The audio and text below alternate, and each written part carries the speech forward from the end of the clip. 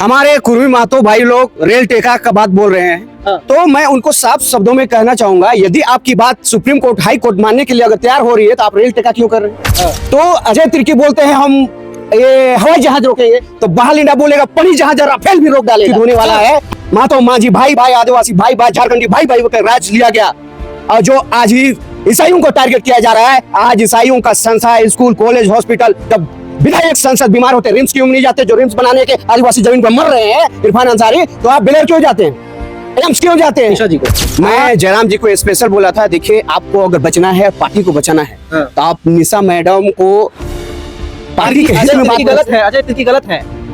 अजय तिर्की महोदय 5 करोड़ का सेना स्थल बनाए, अभी तक हमें ये उसका ये नहीं दिए, रिपोर्ट नहीं दी समाज को। वो कितना करोड़ उखाड़ा था निशा मैडम, तो वहां पर चले गए, लेकिन रिम्स 2 का जमीन क्यों नहीं बचाने गए? आप बोलते हैं हवाई जहाज रोकेंगे, तो बहाल इंडिया आदिवासी का वो शेर है तो पानी जहाज राफेल जितने पनडुब्बी है उसको भी रोक सकता है। और मातो समाज यदि रेल टोको कर सकता है, तो हवा हो, जमीन हो, पताल हो, सब जगह हम यातायात को ठप करने का औकात रखते हैं। जब बहाल इंडिया का पावर है, आदिवासी का वाकई में मसीहा है तो जयराम है, और जयराम को समझने के लिए आपको रामचरित्र मानस को भी पढ़ना होगा, क्योंकि उसमें राम का व्यक्तित्व आपको मिलेगा और पता चलेगा कि जयराम क्या चीज है, जयराम क्या शख्स है। ऐसी पूरा दुनिया के लोग, पूरा भारत के लोग ऐसी भौकाल नहीं मचा के बैठे हैं।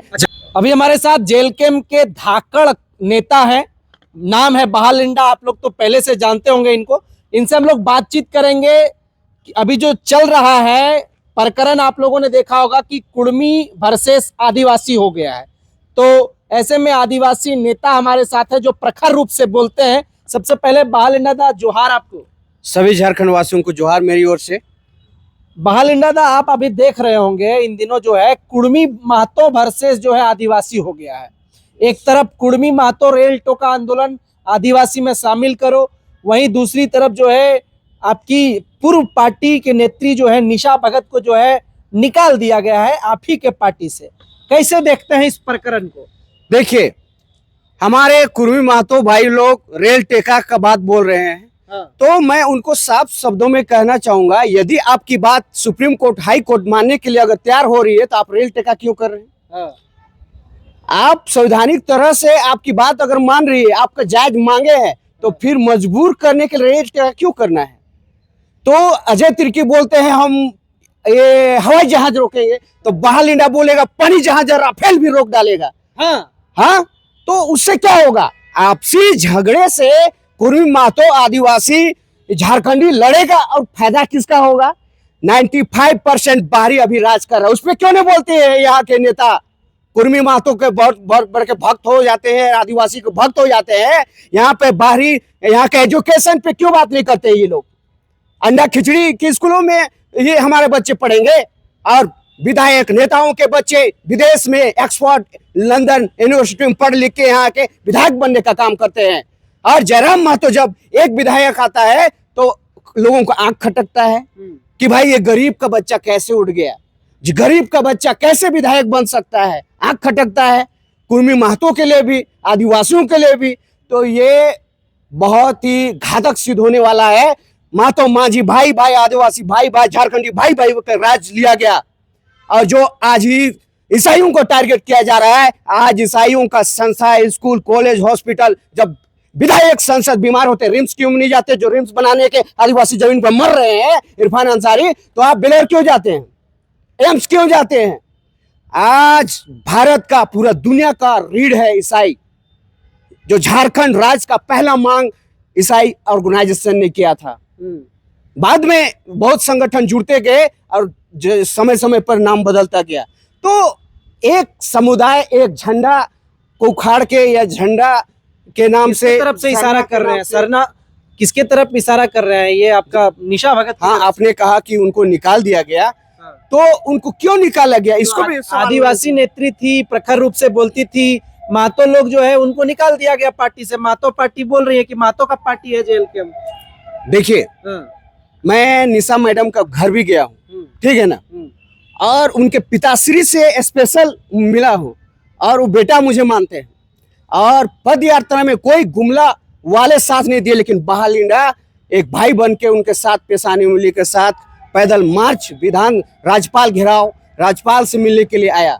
और हमारे जो उनके भांडू भगत या हांडू भगत जो पिता समान है, वो देखिए उनके एक भाई को दरोगा बना दिए, संविधान पढ़ा के एक भाई को दरोगा बना दिए और बहू को वीडियो बना दिए। तो निशा भगत को अलग शिक्षा तो नहीं दिया उनका पिता ने? क्या एक आंख में सुरमा लगाता है एक पिता और एक आंख में कालिक पोतेगा? तो आदिवासी की तो बात करती है निशा भगत, आदिवासी के लिए लड़ रही है, आदिवासी के लिए जो है आवाज उठाती है, बुलंद आवाज कर रही है। तो फिर महतो की पार्टी यानी जेलकेम जो कह रहे हैं, जेलकेम जिस पे आप हैं, वो लोग कह रहे हैं कि निशा भगत गलत कर रही है। आप अच्छा ये बताइए, आप आदिवासी के तरफ हैं कि महतो के तरफ? देखिए, आदिवासी का मतलब क्या होता है इसको जानना होगा, आपको भी जानना होगा, जयराम महतो को भी जानना है, निशा भगत को भी जानना होगा। आदिवासी जो आदिकाल से हमारे भूखंड भारत में हो या झारखंड में हो जो वास करते हैं, आदि जोड़ वासी, आदि काल से प्राचीन काल से इस भूखंड में रहने वाले वास करने वाले प्राणी भी हो सकते हैं, जानवर भी हो सकते हैं, कोई भी प्रजाति हो, इंसान भी हो सकते हैं। अब उसको बोलेगा आदिवासी आदिवासी बोल के लड़ाइएगा, कुर्मी महतो बोल के लड़ाइएगा, सरना ईसाई करके लड़ाइएगा, तो बाहरियों को आप क्या ये आप झंडा उखाड़ के जायसवाल को जमीन बेचिएगा? हमारे बिरसा मुंडा का जमीन जो समाधि स्थल था उसको झंडा किसने उखड़वाया? सरना ईसाई किसने करवाया? तो कहीं ना कहीं इनके पीछे जो बंदूक पकड़े हैं कोई और, टिगर किसी और के हाथ में और नोक निशाना साधना कोई और, मतलब कंधे किसी बंदूक का और दूसरे के कंधा है।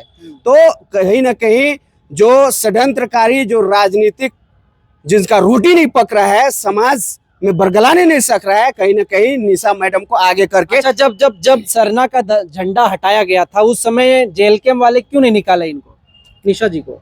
मैं जयराम जी को स्पेशल बोला था, देखिए आपको अगर बचना है, पार्टी को बचाना है, तो आप निशा मैडम को पार्टी के हित में बात करने बोलिए, पार्टी के उद्देश्यों के साथ बात करें। लोकतंत्र का मतलब क्या होता है जी? लोकतंत्र पार्टी कहते हैं। लोकतंत्र का मतलब ये होता है कि किसी एक विशेष समुदाय के साथ जो है उसके मांगों को लेकर के, महतो है इसलिए महतो के साथ हरी झंडी दिखा दिए, जाइए आप एसटी में शामिल होइए, दिल्ली में आंदोलन करिए, ये सही है पार्टी का विचारधारा के अकॉर्डिंग? मैं वही, पार्टी चलाने का मतलब क्या होता है, आप क्या जानते हैं पार्टी चलाने का मतलब? देखिए उनकी मांग क्या है। झारखंड में सिर्फ महतो समुदाय के लोग रहते हैं या झारखंड में और भी लोग हैं यहाँ पे? आपने लोकतंत्र का बात कहा, तो लोकतंत्र में कोई कुछ भी मांग सकता है, कोई अंडा मांग सकता है, कोई मछली मांग सकता है, कोई मांस मांग सकता है। तो सुप्रीम कोर्ट हाई कोर्ट समझेगी क्या देना है, किसको नहीं देना है, क्या इतिहास है उनका, क्या भूगोल है, क्या फ्यूचर है, क्या संविधान है। तो संविधान से देश बनता है, किसी का झंडा से, किसी का धर्म से, किसी के जाति के भड़काऊ भाषण से या गलत तरीके से। अजय तिर्की गलत है, अजय तिर्की गलत है। अजय तिर्की महोदय 5 करोड़ का सरना स्थल बनाए, अभी तक हमें ये उसका ये नहीं दिए, रिपोर्ट नहीं दिए समाज को, वो कितना करोड़ का बना है। अब रिम्स 2 में क्यों नहीं आए? जब झंडा उखाड़ा था निशा मैडम तो वहां पर चले गए, लेकिन रिम्स 2 का जमीन क्यों नहीं बचाने गए? आप बोलते हैं हवाई जहाज रोकेंगे, तो बहालिंडा आदिवासी का वो शेर है जो पानी जहाज राफेल जितने पनडुब्बी है उसको भी रोक सकता है।